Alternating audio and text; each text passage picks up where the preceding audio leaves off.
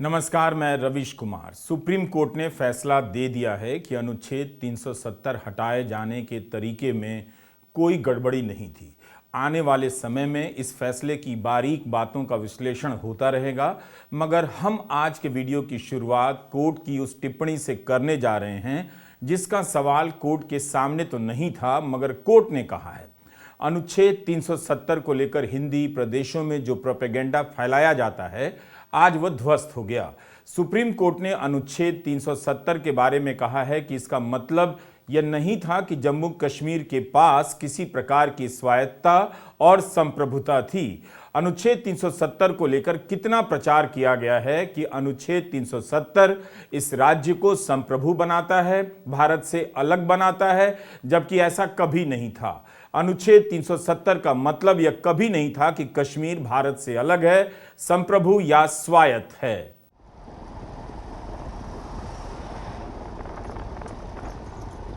यह आज का श्रीनगर है। सुबह किसी फैसले के इंतजार में नहीं जागा है, बल्कि इसकी दिनचर्या बाकी शहरों की तरह इसी तरह है।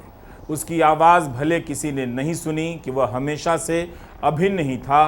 भिन्न भिन्न भिन्नाती मक्खियों की गूंज में कश्मीर की सड़कें कभी उत्तर भारत के कॉलेजों तक नहीं पहुंच सकीं, जहां उस कश्मीर को अनुच्छेद 370 के कारण बिना सोचे समझने से पहले अलग बता दिया जाता है, फिर हमारा है का दावा किया जाता है। सुप्रीम कोर्ट ने आज अपने फैसले में कहा है कि जम्मू कश्मीर राज्य के पास अनुच्छेद 370 के तहत किसी भी प्रकार की संप्रभुता नहीं थी। उसके पास आंतरिक संप्रभुता के भी अधिकार नहीं थे। प्रोपेगेंडा फैलाने वाले तब भी फैलाते रहेंगे। इसी आधार पर तो बताते हैं कि बहुत बड़ा काम कर दिया, लेकिन कोर्ट ने कह दिया कि अनुच्छेद 370 के कारण जम्मू कश्मीर के पास कभी भी आंतरिक संप्रभुता नहीं थी। तो अनुच्छेद 370 संप्रभुता का लक्षण नहीं है, यह असिमेट्रिक फेडरलिज्म का लक्षण है। यह सुप्रीम कोर्ट ने अपने फैसले में कहा है।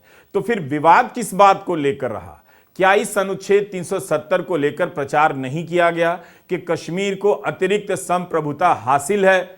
सुप्रीम कोर्ट ने तो कह दिया कि यह असिमेट्रिक फेडरलिज्म का हिस्सा है। मतलब तो यही हुआ कि दोनों संघवाद भले एक समान ना हो, एक आकार के ना हो, मगर एक सिक्के के दो पहलू हैं, संघवाद के ही पहलू हैं। 5 अगस्त 2019 को राज्यसभा में गृहमंत्री अमित शाह ने बयान दिया था कि मैं मानता हूं कि 370 और 35A हटाने से घाटी का, जम्मू का, लद्दाख का भला होने वाला है और सच्चे अर्थ में जम्मू कश्मीर 370 और 35A हटने के बाद भारत का अभिन्न अंग बनने वाला है। 19 सितंबर 2019 को प्रधानमंत्री का एक बयान है कि कल तक हम कहते थे कश्मीर हमारा है, अब हम कहते हैं नया कश्मीर बनाना है। हमारा पर जोर किस लिए दिया जा रहा था? यही बताने के लिए कि 370 के कारण नहीं है, अब हट गया है तो हमारा हो गया है और नया कश्मीर बनाना है। कांग्रेस ने भी इस बात को लेकर बार बार सघनता से हिंदी प्रदेशों के गांव-गांव में नहीं बताया कि 370 पर गलत प्रचार हो रहा है। कश्मीर अक्टूबर 1947 से ही भारत का अभिन्न अंग है। यहां जमीन ना खरीद पाने जैसे नियम जो हैं और प्रदेशों में भी हैं। इस एक प्रोपेगेंडा ने कश्मीर को लेकर न जाने कितनी नफरत फैलाई है। प्रधानमंत्री मोदी और उनके नेताओं ने बार बार 370 के हटाए जाने को भारत की एकता और अखंडता से जोड़ा है। इससे यह भ्रम फैलता रहा कि अनुच्छेद 370 भारत की अखंडता पर प्रहार था, जबकि कोर्ट ने आज कह दिया कि इसके कारण राज्य को संप्रभुता हासिल नहीं थी। इस पर बहस होती अगर कोर्ट में, तब सरकार हटाने जाती तो बात कुछ और हो सकती थी। 6 अगस्त 2019 के प्रधानमंत्री के इस ट्वीट को देखिए। लिखा है, ऐतिहासिक क्षण, एकता और अखंडता के लिए सारा देश एकजुट, जय हिंद। हमारे संसदीय लोकतंत्र के लिए यह एक गौरव का क्षण है, जहां जम्मू कश्मीर से जुड़े ऐतिहासिक बिल भारी समर्थन से पारित किए गए हैं। 2 साल बाद ठीक उसी दिन प्रधानमंत्री अपने एक संबोधन में कहते हैं कि ये 5 अगस्त ही है जब 2 साल पहले देश ने एक भारत श्रेष्ठ भारत की भावना को और सशक्त किया था। अब आप इस बयान को देखिए। अदालत में सुनवाई के 10वें दिन अटॉर्नी जनरल ने कहा कि अनुच्छेद 370 को उसी तर्ज पर संवैधानिक एकीकरण प्रक्रिया में सहायता के लिए डिजाइन किया गया था जैसा कि अन्य राज्यों के साथ हुआ।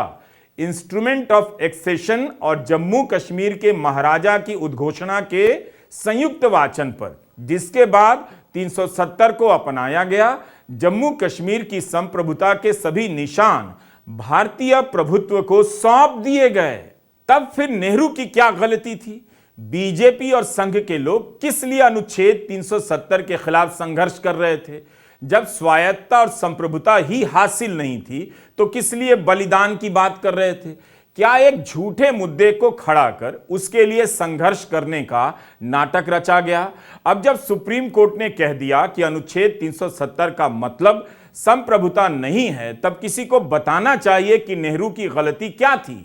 हटाने का फैसला गलत नहीं था, ठीक है, मगर जो हटाया गया है उससे राज्य को संप्रभुता हासिल नहीं थी, तब फिर उसे हटाना क्यों इतनी बड़ी घटना है? इस एक मामले में दुष्प्रचार से हिंदी प्रदेशों में कश्मीर को लेकर कितनी धारणाएं बन गई हैं। बीजेपी ने जो किया सो किया, लेकिन विपक्ष ने इसका कभी भी जनता के बीच जाकर विस्तार से काउंटर नहीं किया।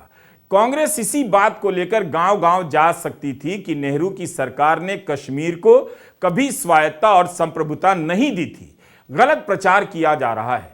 तथ्य तो यह भी है कि अनुच्छेद 370 के वक्त श्यामा प्रसाद मुखर्जी ने विरोध नहीं किया था। तथ्य यह भी है कि संयुक्त राष्ट्र में इस मुद्दे को ले जाने के बारे में जब 1952 में उनसे सवाल किया गया श्यामा प्रसाद मुखर्जी से कि आपने इसका समर्थन किया था, तब संसद में उन्होंने कहा था कि वो कैबिनेट का सामूहिक फैसला था, मैं उससे पीछे नहीं हटूंगा। ये बयान आप इंटरनेट पर खोज सकते हैं। द वायर के साथ बात करते हुए इतिहासकार श्रीनाथ राघवन ने इसे मजबूती से रखा है। Ashok Pande the credible history नाम से एक यूट्यूब चैनल चलाते हैं। उनके चैनल पर कश्मीर को लेकर हिंदी में तमाम जानकारियां हैं, आप वहां जाकर विस्तार से देख सकते हैं। और अशोक पांडे ने कश्मीर पर हिंदी में कुछ किताबें भी लिखी हैं। शुरुआत में ही, अपने शुरुआती पॉइंट्स में ही चीफ जस्टिस ने कहा कि जम्मू कश्मीर का संविधान जो था वो संप्रभु नहीं बनाता था, जम्मू कश्मीर को सोवराइन नहीं बनाता था। यानी जम्मू कश्मीर का संविधान होने के बावजूद, 370 होने के बावजूद, जम्मू और कश्मीर भारत का अभिन्न हिस्सा था। करण सिंह के डिक्लेरेशन की उन्होंने बात की। करण सिंह के डिक्लेरेशन के बाद से ही जम्मू और कश्मीर भारत का अभिन्न हिस्सा था। यही वो बात है जो हम लंबे समय से कहते चले आ रहे हैं कि 370, और संविधान सभा में भी ये बात आई थी। जब मौलाना हजरत मोहानी ने सवाल पूछा था तो गोपाल स्वामी अयंगर ने यही कहा था कि 370 तोड़ने वाली नहीं, जोड़ने वाली धारा है। और गुलजारी लाल नंदा ने एक बार संसद में कहा था कि 370 वो टनल है जिससे भारत हिंदुस्तान कश्मीर के साथ जुड़ता है। तो ये एक दुष्प्रचार जो लंबे समय से किया गया कि 370 होने की वजह से भारत का अभिन्न हिस्सा नहीं था जम्मू और कश्मीर, 370 हटाने पर भारत का अभिन्न हिस्सा बन गया, इस बात को चीफ जस्टिस ने पूरी तरह से गलत बताया और स्पष्ट रूप से कहा कि 370 होने के बावजूद, 370 के रहते हुए भारत का अभिन्न हिस्सा था जम्मू और कश्मीर, उसकी अपनी कोई सोवरेनिटी नहीं थी। और दूसरी बात यह कि उसका जो संविधान था, भारत का संविधान उस संविधान को सुपरसीड करता था। यही बात झंडे के लिए भी है। उसका जो झंडा था उसको भारत का झंडा, हमारा तिरंगा सुपरसीड करता था। यानी भारतीय गणराज्य के भीतर ही जम्मू और कश्मीर राज्य था, उसकी अलग से कोई संप्रभुता नहीं थी। भारत एक संप्रभु देश के रूप में, जैसे भारत के अनेक राज्य हैं, वैसे ही जम्मू और कश्मीर राज्य था। ये बात आज सीजेआई ने बहुत स्पष्ट कर दी। Chief justice of India DY Chandrachud, justice SK Kaul, justice Sanjiv Khanna, justice BR Gavai और जस्टिस सूर्यकांत की पीठ ने इस मामले पर सुनवाई की और फैसले लिखे। अदालत में बहस के दौरान सॉलिसिटर जनरल ने कहा कि कश्मीर के पास कोई संप्रभुता नहीं है 370 के कारण, बार बार बता रहा हूं। तब फिर किस बात का डर फैलाया गया, ये पूछ रहा हूं। काश ये सवाल कोर्ट के सामने पहले आता। सवाल यह था कोर्ट के सामने जिस पर फैसला आया है, क्या अनुच्छेद 370 को हटाने की प्रक्रिया संवैधानिक थी? क्या राष्ट्रपति के आदेश से इसे हटाया जाना सही था? इसे हटाने का फैसला जम्मू कश्मीर के कॉन्स्टिट्यूएंट असेंबली को करना चाहिए था, मगर राष्ट्रपति शासन के जरिए हटाया गया, जो गलत था। इस तरह से याचिकाकर्ताओं का कहना था कि संविधान के साथ धोखाधड़ी की गई। बीजेपी के अध्यक्ष जेपी नड्डा ने इस फैसले को ऐतिहासिक बताया है और स्वागत किया है। आज भी बीजेपी के नेता फैसले का स्वागत करते हुए अपनी राजनीति का भी पक्ष रख रहे हैं, मगर विपक्ष की प्रतिक्रिया लचर नजर आई। आज भी एक मौका था कि कम से कम कांग्रेस अपना पक्ष सही तरीके से जनता के बीच रखती कि क्यों उसने अनुच्छेद 370 का विरोध किया। हमारा सवाल है कि जब अनुच्छेद 370 के होने से कुछ अलग नहीं हुआ, वह पहले ही दरककर कमजोर हो चुका था, तब उसके हटाए जाने पर वाहवाही क्यों लूटी जा रही है? बहादुरी का इजहार क्यों किया जा रहा है? बीजेपी ने इस अनुच्छेद को लेकर अपनी बात हर जगह पहुंचाई, मगर अफसोस विपक्ष ने कभी जनता के बीच जाकर अपने भाषणों में इसका जवाब नहीं दिया। इंडियन एक्सप्रेस के दीप्तिमान तिवारी ने रिपोर्ट किया है कि आरएसएस ने अनुच्छेद 370 को हटाने के लिए 27 बार प्रस्ताव पास किए। वे इस मुद्दे को लेकर गंभीर रहे हैं और विपक्ष कोने में बैठकर ट्वीट करता रहता है। पिछले 15 वर्षों के दौरान आपने विपक्ष के इन नेताओं में से किसे धारा 370 पर धारा प्रवाह बोलते सुना है? कश्मीर की स्थिति पर लंबे लंबे भाषण देते सुना है?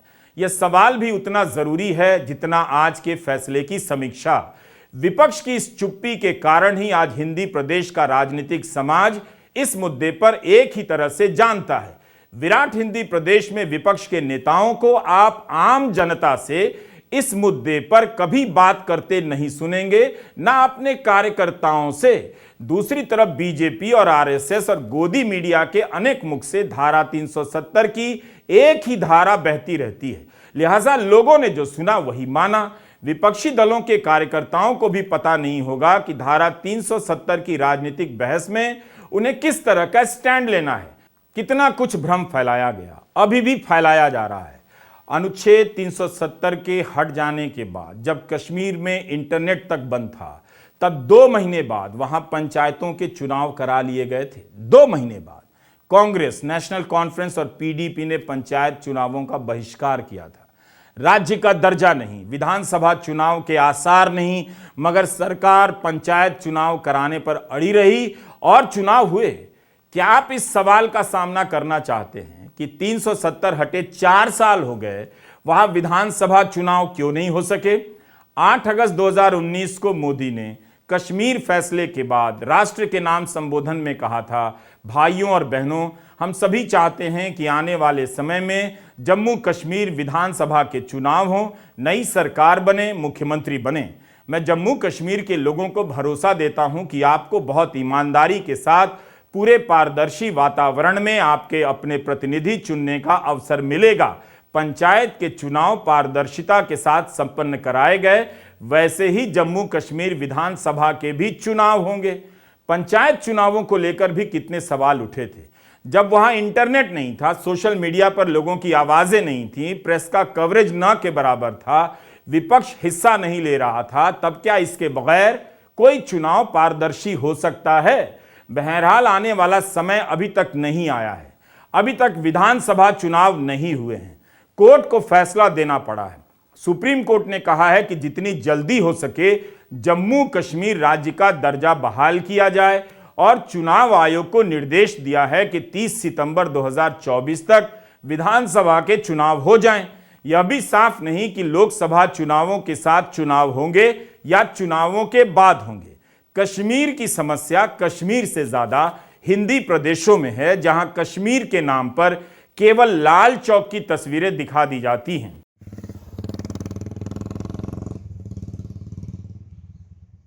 सर्दियों के आने के स्वागत में जब चिनार के पत्ते अपना घर छोड़ रहे थे, उन्हें पता है कि खाक में मिले बिना अगले बरस दरख्तों पर घर बनाने का सपना कहां पूरा होगा। चिनार से गिरे बगैर इन पत्तों को चिनार नहीं मिलता। इतनी खूबसूरती समेट कर भी कश्मीर अपने लिए उत्तर भारत में वो प्यार हासिल नहीं कर सका। वहां से आने वाले टूरिस्टों को अपना हाल नहीं बता सका। अब यहां के पत्ते भी भूल गए होंगे कि कितने बरस बीत गए चुनावों के।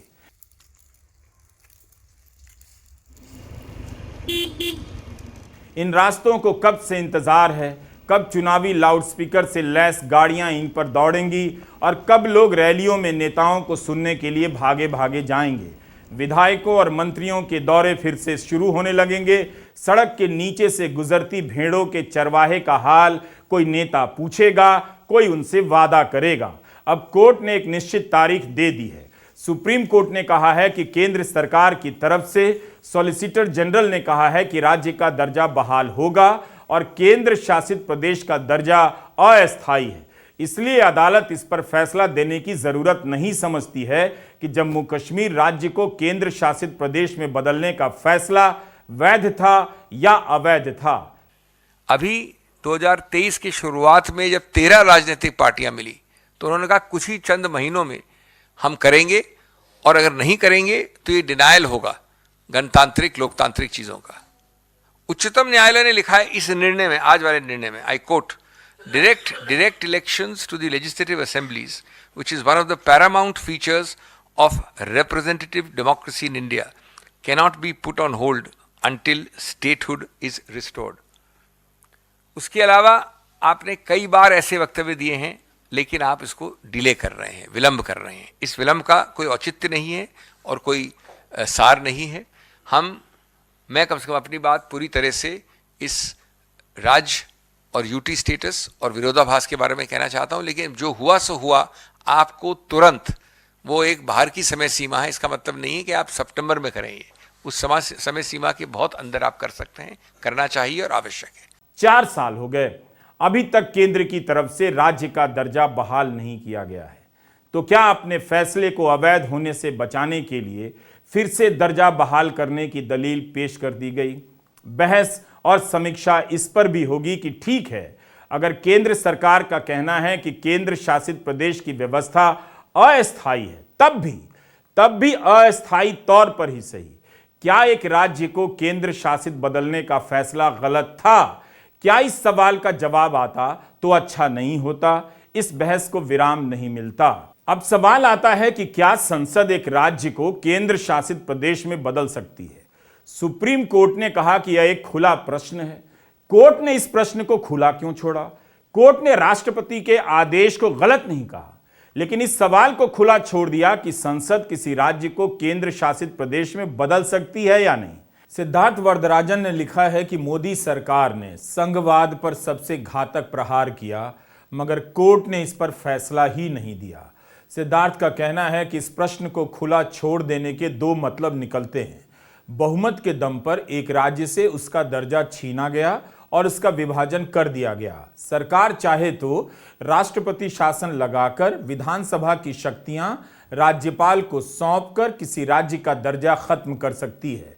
अगर कोर्ट यह कह देता कि मोदी सरकार ने कश्मीर के साथ ठीक किया है तो बाकी राज्य इसके विरोध में खड़े हो जाते। अगर कोर्ट यह कहता कि राज्य के दर्जे को खत्म करने का तरीका गलत था, तब 370 को निरस्त करने के सरकार के फैसले को कोर्ट का सही ठहराने का तर्क कमजोर पड़ जाता। कि एक तरफ तो ये कहा उच्चतम न्यायालय ने कि हम निर्णय नहीं करेंगे वैधता, वैलिडिटी, कि आपने स्टेट को यूटी कैसे बनाया। स्पष्ट एक्सप्रेसली कहा है कि हम ये मुद्दा खुला छोड़ रहे हैं। हम ये निर्णय नहीं कर रहे हैं कि ये संवैधानिक रूप से वैध है या अवैध है कि आपने एक प्रदेश को यूटी बनाया। और दूसरी तरफ ये विरोधाभास है, बहुत गंभीर संवैधानिक विरोधाभास है। उन्होंने कहा कि जो आपने लद्दाख को प्रदेश से यूटी बनाया वो वैध है। अब मैं इस पर तकनीकी बात नहीं कर रहा हूं, मैं एक विरोधाभास बता रहा हूं। संविधान के अनुच्छेद 3 में आप किसी प्रदेश के एक हिस्से को यूनियन टेरिटरी बना सकते हैं, एक प्रदेश के कुछ हिस्से को 2 प्रदेश बना सकते हैं, 3 प्रदेश बना सकते हैं। लेकिन एक कंडीशन है अनुच्छेद 3 में कि कुछ न कुछ भाग उसका प्रदेश रहना चाहिए। वो यूटी पूरा नहीं बना सकते आप। अब इस निर्णय में जो विरोधाभास है वो ये है कि आपने पूरे इलाके को यूटी बना दिया, 2 अलग अलग यूटीज, और एक यूटी के बारे में आपने कहा कि हम ये निर्णय अभी नहीं कर रहे हैं क्योंकि हमको आश्वासन मिला है कि निकट भविष्य में ये प्रदेश बन जाएगा वापस, जम्मू और कश्मीर।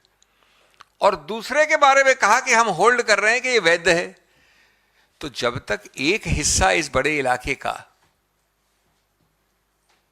प्रदेश नहीं है, जहां की लोकतंत्र गणतंत्र प्रदेश का है, तब तक अनुच्छेद 3 के अंतर्गत भी ये वैध नहीं हो सकता। ये एक बड़ा गंभीर एक विरोधाभास कह लीजिए, संवैधानिक गलती जो दिख रही है निर्णय में। दूसरा, एक तरफ तो सरकार के आश्वासन को माना गया है और दूसरी तरफ उस आश्वासन के आधार पर सितंबर अगले वर्ष की तिथि दी गई है जिससे पहले चुनाव करने हैं। लेकिन उन चुनाव के पहले ये डिसाइड नहीं किया कि आज तो वहां प्रदेश है ही नहीं। जो सितंबर वाले चुनाव की हम बात कर रहे हैं वो प्रादेशिक चुनाव है, यूटी चुनाव की बात नहीं हो सकती। तो एक ऐसी तिथि दी गई है आश्वासन के आधार पे कि चुनाव होंगे स्टेट की तौर पे, प्रदेश की तौर पे। लेकिन आज इस निर्णय किया है कि हम निर्णय नहीं करेंगे। ये दूसरा विरोधाभास है। यह सवाल देर तक गूंजता रहेगा कि सुप्रीम कोर्ट ने इस एक और अहम प्रश्न को खुला क्यों छोड़ा। 4 साल बाद फैसला आया है तो क्या इसका जवाब एक साथ नहीं आना चाहिए था? इस प्रश्न को खुला छोड़ देने से क्या यह फैसला एक तरह से अधूरा नहीं हो जाता? जस्टिस संजय किशन कौल ने अपने फैसले में 367 के इस्तेमाल से 370 में संशोधन के बारे में लिखा है कि जब कोई प्रक्रिया निर्देशित की जाती है तब उसका पालन होना ही चाहिए। आप पीछे के दरवाजे से संशोधन नहीं कर सकते हैं। जस्टिस कौल की इस टिप्पणी का मतलब निकाला जाता रहेगा। उन्होंने ऐसा क्यों कहा? उन्होंने अपने फैसले में कहा है कि सहमति का ही फैसला है। बस एक मामले में उन्होंने अलग रूट लिया है।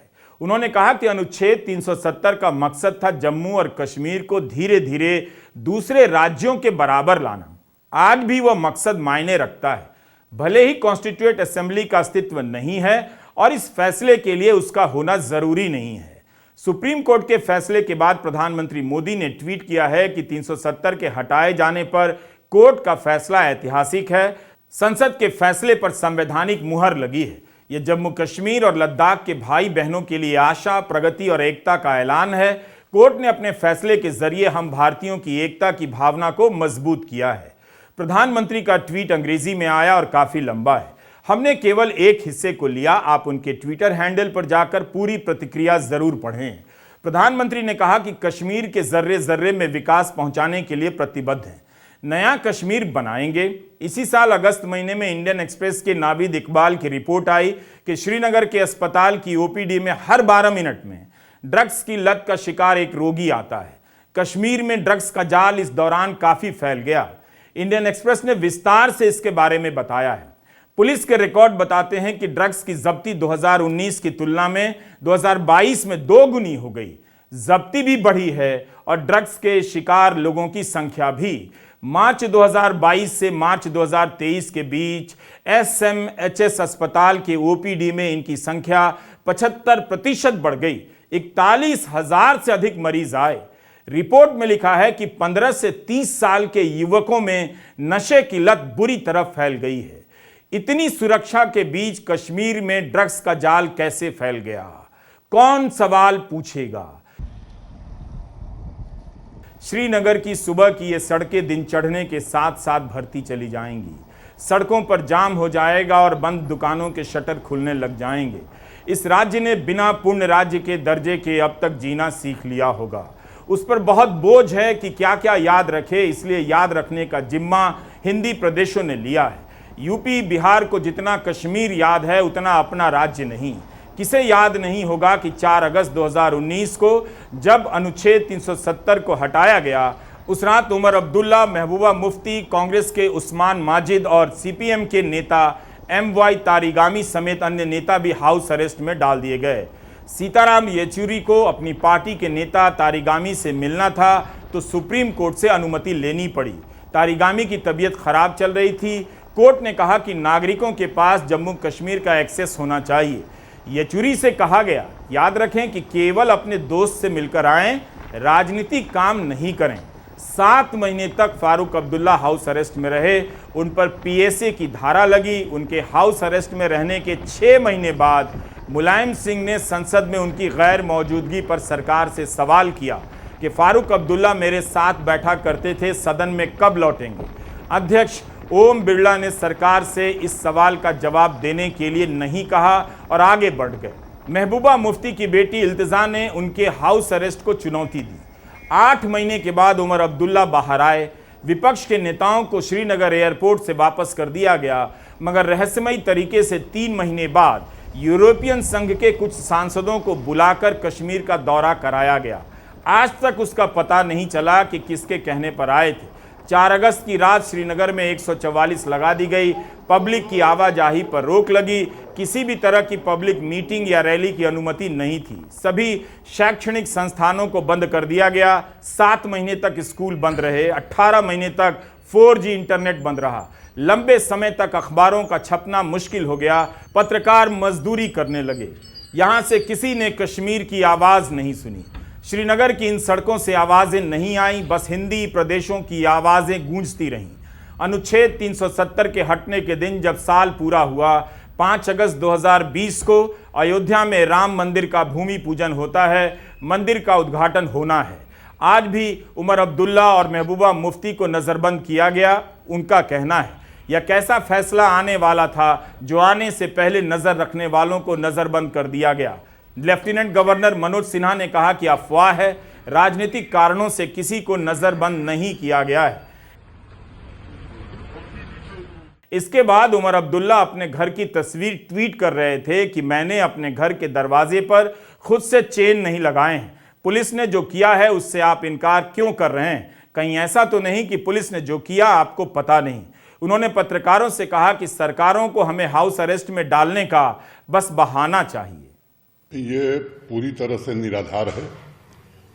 पूरे जम्मू कश्मीर में न ही किसी को हाउस अरेस्ट किया गया है, न ही किसी की गिरफ्तारी की गई, और ये भ्रामक अफवाह फैलाने की कोशिश है। मैं बड़ी जिम्मेदारी से बात कर रहा हूं कि पूरे जम्मू कश्मीर में राजनीतिक कारणों से किसी को न गिरफ्तार किया गया है, न हाउस अरेस्ट किया। कोर्ट के सामने सवाल सीमित थे। क्या अनुच्छेद 370 असंवैधानिक तरीके से हटाया गया? कोर्ट ने कहा नहीं, संसद फैसला ले सकती थी और राष्ट्रपति के आदेश से हटाना सही है। चीफ जस्टिस ने कहा कि याचिकाकर्ताओं ने राष्ट्रपति की घोषणा को चुनौती नहीं दी, संसद के अधिकार को चुनौती दी थी। कोर्ट ने कहा कि राज्य की विधानसभा से मंजूरी लेने की जरूरत नहीं थी। सुप्रीम कोर्ट ने जब यह कह दिया कि अनुच्छेद 370 का मतलब यह नहीं कि जम्मू कश्मीर राज्य को किसी प्रकार की संप्रभुता हासिल थी, तो फिर मसला क्या था, यह आप सोचते रहिए। आज फैसला आने से पहले इस मामले में बहस करने वाले एक वकील कपिल सिब्बल का ट्वीट आता है। कपिल सिब्बल ने सुप्रीम कोर्ट में कई दौर देखे होंगे, उनकी वकालत की धूम रही है। सिब्बल लिखते हैं कि कुछ लड़ाइयां हारने के लिए लड़ी जाती हैं, आने वाली पीढ़ियों के लिए इतिहास को चुभने वाले, असहज करने वाले तथ्य दर्ज करने चाहिए कि क्या गलत था, क्या सही था। संस्थाओं ने सही किया या गलत किया, इस पर आने वाले वर्षों में बहस होती रहेगी। ऐतिहासिक फैसलों की नैतिकता का फैसला इतिहास ही करेगा। वकील शायर की भाषा में लिख रहा है, उसके पास इसे कहने की वकालत की भाषा नहीं। शायद वह जानता है कि वकालत की भाषा फाइलें मोटी करने के लिए रह गई हैं। फैसले के बाद सिब्बल का ट्वीट नहीं आया, जब तक हम अपना वीडियो रिकॉर्ड कर चुके थे। अब तो कहना भी, खासकर जरा सा भर कह देना भी बगावत है। 5 अगस्त 2019 को लोकसभा में अनुच्छेद 370 के हटाने के पक्ष में 351 वोट पड़े, विरोध में केवल 72। Congress, PDP, national conference, DMK, RJD, CPI, CPM, TMC, NCP, JDU, कुल 10 दलों ने विरोध किया। जनता दल यूनाइटेड उस वक्त बीजेपी के साथ बिहार में सरकार चला रही थी। तब भी जेडीयू ने अनुच्छेद 370 का विरोध किया। बीजेपी ने इस मसले पर वहां समर्थन वापस नहीं लिया था। बीजेपी के साथ आम आदमी party, Bahujan Samaj party, YSR Congress, Biju Janata Dal, Telugu Desam party, AIADMK और शिवसेना खड़ी थी। शिवसेना आज टूट चुकी है, मगर आदित्य ठाकरे ने सुप्रीम कोर्ट के फैसले का स्वागत किया है। सुप्रीम कोर्ट के फैसले पर उमर अब्दुल्ला ने ट्वीट किया है कि वे निराश हुए हैं मगर हताश नहीं, संघर्ष जारी रहेगा। भाजपा को यहां तक आने में कई दशक लगे, हम भी लंबी लड़ाई के लिए तैयार हैं। महबूबा मुफ्ती ने भी अपना बयान जारी किया है। मैं अपने देशवासियों से कहना चाहती हूँ, आप में से कई लोग इस वक्त जश्न मनाते होंगे। जम्मू कश्मीर के लोगों के आंसू देखते हुए, उनकी तकलीफ देखते हुए, जो जम्मू कश्मीर को आज फिर से जेल में कन्वर्ट किया गया, दुकानदारों को बोला गया, उनको धमकी दी गई कि सुबह 10 बजे दुकानें खोल दो, हमें घरों में नज़र बंद किया गया, वर्कर्स को थानों में बंद किया गया।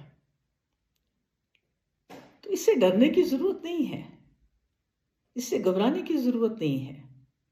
मैं अपने लोगों से कहना चाहती हूँ, मैं अपने मुल्क के लोगों से कहना चाहती हूँ कि जो 2019 5 अगस्त को हमारे मुल्क के संविधान के साथ हुआ, जिसकी वजह से हमारा अपना छोटा सा संविधान छीना गया, हमारा झंडा जो तिरंगे के साथ छोटा सा झंडा था उसको छीना गया, ये बात यहाँ रुकने वाली नहीं है।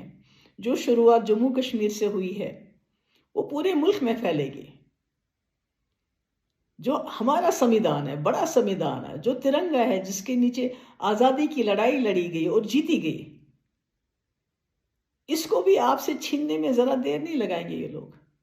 इस फैसले से कश्मीर को क्या मिला, इस सवाल का जवाब मुझे नहीं मालूम, मगर इतना मालूम है कि इस मुद्दे से और इस फैसले के बिना भी कश्मीर से एक राजनीतिक दल को काफी कुछ मिला है और मिलता रहेगा। उमर अब्दुल्ला फैज के शेर पढ़ रहे थे कि दिल नाउम्मीद तो नहीं, नाकाम ही तो है, लंबी है गम की शाम मगर शाम ही तो है। उमर अब्दुल्ला को विस्तार से अपना राजनीतिक पक्ष बताना चाहिए था। शेर व शायरी में बात कहने का आज ये दिन नहीं था। कांग्रेस छोड़कर चले गए गुलाम नबी आज़ाद ने मीडिया में बयान दिया है कि अनुच्छेद 370 हटाना एक गलती थी, जम्मू कश्मीर की पार्टियों से भी पूछा जाना चाहिए था। हम इस फैसले से निराश हैं। इस पर उमर अब्दुल्ला ने कहा है, आज़ाद साहब सही में आज़ाद हैं, वे अपनी पार्टी के दफ्तर जा सकते हैं, लेकिन हमारे गेट बंद कर दिए गए हैं। गुप्कार रोड पर मीडिया के लोग नहीं आ सके ताकि हम भी प्रतिक्रिया दे सकें। क्या यही मदर ऑफ डेमोक्रेसी है? ये तो ऐसी तैसी डेमोक्रेसी है। रात के वक्त का लाल चौक, इसके बिना हिंदी के दर्शकों के लिए कश्मीर की बात पूरी नहीं होती। यह वैसा ही चौक है जैसा आपके शहर का कोई घंटाघर। जस्टिस संजय किशन कौल ने कहा है कि कश्मीर में सच को सामूहिक रूप से कहने की कमी है। शायद उनका इशारा इस तरफ था कि कश्मीरी पंडितों का भी सच होना चाहिए, मगर यह भी इस बात में शामिल है कि बहुसंख्यक का भी सच होना चाहिए। यह सवाल सरकार और समाज से और अदालत से पूछा जाना चाहिए कि 2014 के बाद किसका सच ज्यादा कहा गया है, किसका सच कम कहा गया है।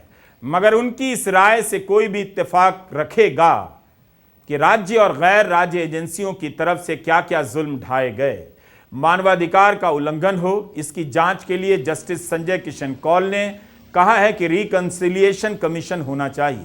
क्या सचमुच स्टेट के एक्टरों के जुल्म किसी आयोग में दर्ज किए जा सकेंगे और उसका फैसला आएगा और सुप्रीम कोर्ट उसकी रिपोर्ट पर मुहर लगा देगा?